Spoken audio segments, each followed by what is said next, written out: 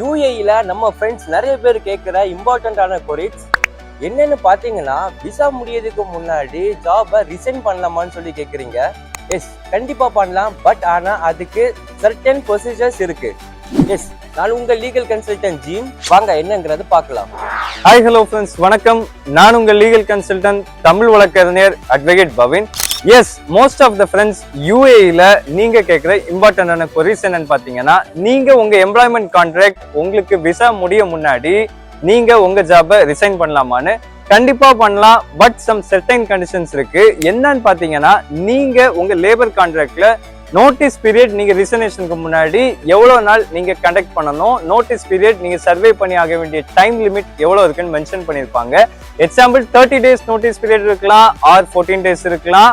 எதுன்னு சொல்லி உங்க லேபர் கான்ட்ராக்ட்ல பார்த்துட்டு நீங்க ஃபர்ஸ்ட் அந்த நோட்டீஸ் பீரியடுக்கு ரிக்வெஸ்ட் பண்ணணும். உங்க கம்பெனிக்கு நீங்க த்ரூ மெயில் ஆர் லெட்டர் நீங்க ரிசர்வேஷன் லெட்டர் கொடுக்கணும்.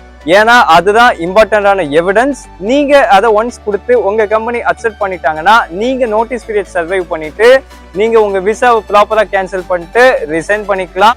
அண்ட் நம்பர் 2, நீங்க ரொம்ப இம்பார்ட்டண்டா கவனிக்க வேண்டிய விஷயம் என்னன்னு பாத்தீங்கன்னா, உங்க எம்ப்ளாயர் நீங்க நாளையில இருந்து ஜாபுக்கு வர வேண்டாம் அப்படின்னு சொல்றாங்கன்னா, ஜஸ்ட் ஓவரலா அவங்க சொல்றத வச்சுட்டு நீங்க ஜாபுக்கு போகாம இருக்காதீங்க. என்னன்னு பாத்தீங்கன்னா, அவங்க சொன்னத ஒரு ரிட்டர்ன் லெட்டர்ல இல்ல மெயில் ப்ரூஃப்ல எவிடன்ஸா நீ ஜாபுக்கு வர வேண்டாம்னு சொன்னத நீங்க எவிடன்ஸா வாங்கி உங்க கையில நீங்க ப்ரூஃபா வச்சுக்கோங்க. அதுதான் நாளைக்கு நீங்க என்ன கேஸுக்கு போனாலும் உங்களுக்கு ப்ரூஃபா சப்மிட் பண்ண முடியும்.